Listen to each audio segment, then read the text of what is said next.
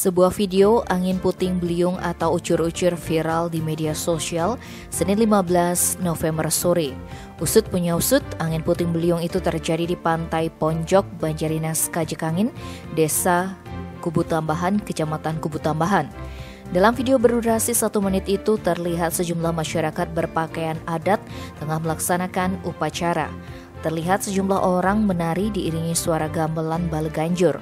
Saat itu terlihat ucur-ucur makin mendekat ke arah mereka, namun kemudian bergeser beberapa meter dari krame yang sedang berada di tepi pantai.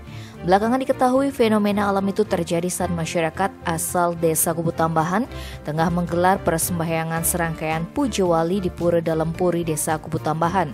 Berbekal Kubu Tambahan, Gede Pariadnyane menyatakan angin puting beliung itu terjadi saat krame hendak melarung Banten ke tengah laut sembari membunyikan gong.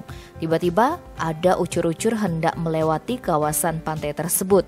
Pariadnyane menambahkan tidak ada ritual khusus yang dilakukan warga untuk mengusir ucur-ucur. Hanya saja saat itu bertepatan dengan prosesi yang dilakukan krame, namun warga meyakini bahwa fenomena itu merupakan turunnya ide Betara Solo di Pura Dalam Puri. Di sisi lain, sebut Pariadnyane, ucur-ucur ini membuat atap rumah milik Gede Bagiade dan Madewi Tastre di wilayah Segara Kubu Anyar, Desa Kubu Tambahan rusak. Terpisah, Camat Kubu Tambahan Gede Suyase membenarkan telah terjadi angin puting beliung yang disertai hujan lebat di wilayah Kubu Tambahan. Akibatnya sebuah pohon jambu mente di jalan jurusan Kubu Tambahan Kintemani, tepatnya di Desa Bengkale tumbang. Tim Bali Express melaporkan.